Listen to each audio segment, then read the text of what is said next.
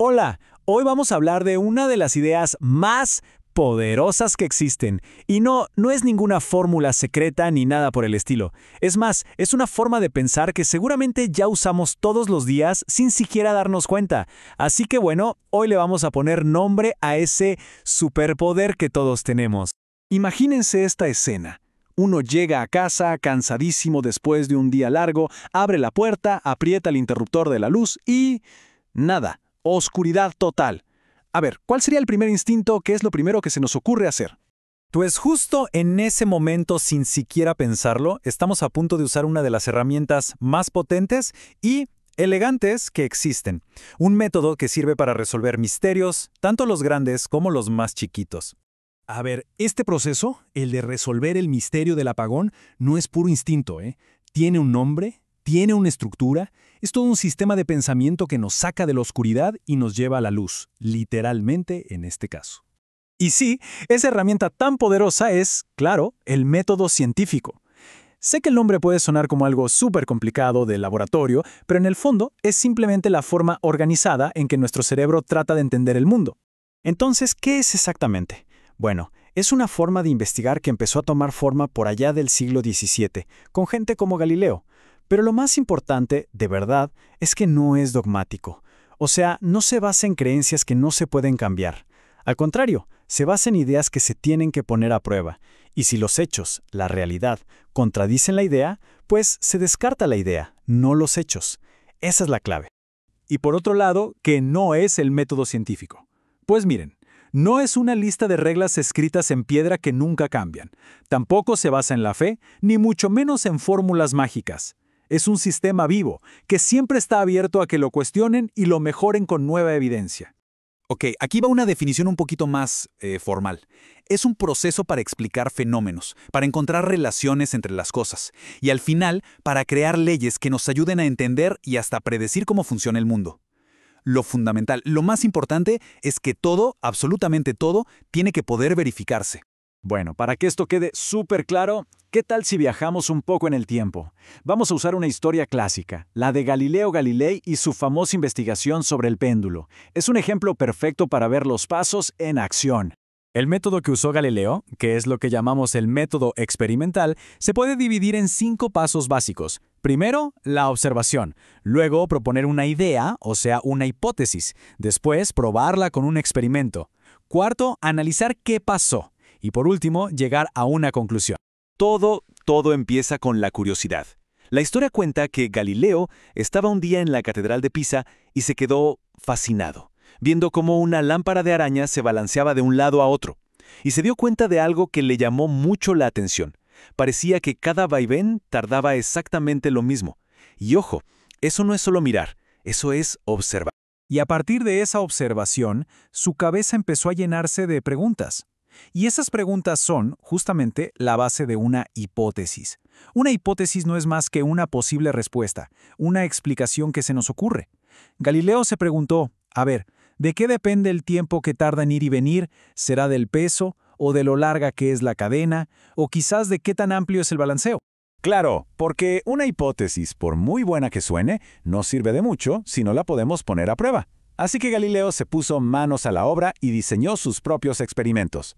Agarró unas bolitas, las ató a cuerdas de diferentes tamaños y recreó el movimiento del péndulo, pero de una forma que él pudiera controlar y medir todo con mucho cuidado.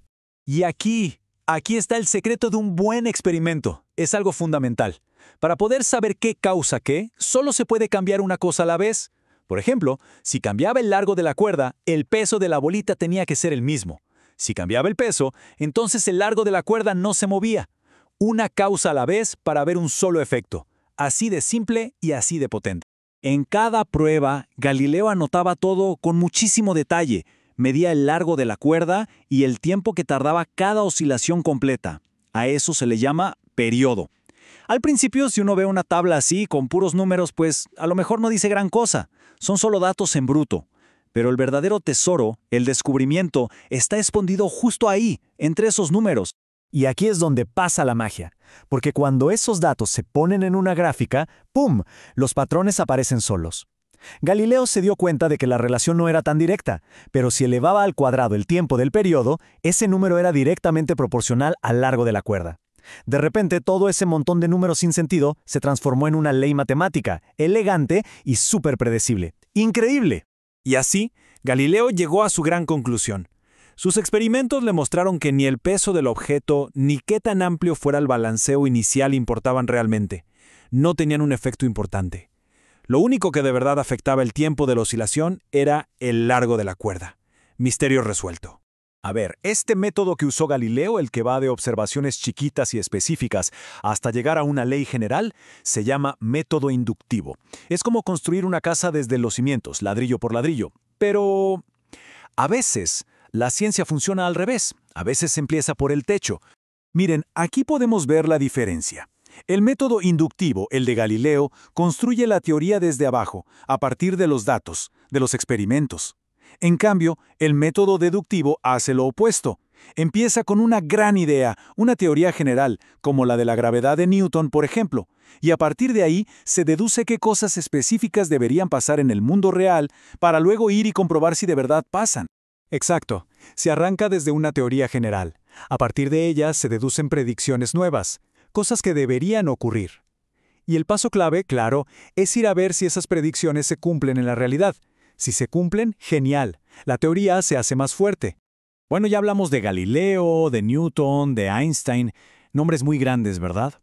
Pero volvamos a nuestro problema del principio, ese que nos conecta a todos con esta forma de pensar, el apagón en casa.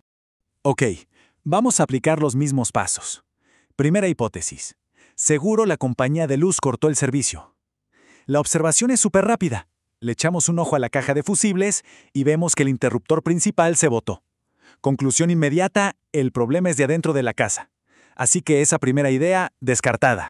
Vamos con la siguiente hipótesis. A lo mejor no es toda la casa, quizá es un solo circuito el que está fallando. Y ahora el experimento, muy al estilo Galileo. Vamos a aislar las variables. ¿Cómo? Fácil. Bajamos todos los interruptores chiquitos y luego vamos subiendo uno por uno. A ver qué pasa. Y listo. Al subir, digamos, el tercer interruptor, ¡zas! Todo se vuelve a apagar.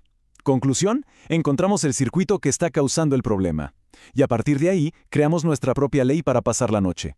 Si dejamos este interruptor abajo, tendremos luz en casi toda la casa. Problema resuelto. Bueno, por lo menos por ahora.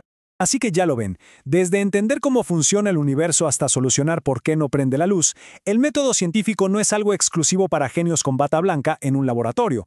Es una herramienta para la curiosidad, una forma de pensar que todos podemos usar. Así que la pregunta que queda en el aire es, ¿qué misterio vamos a resolver?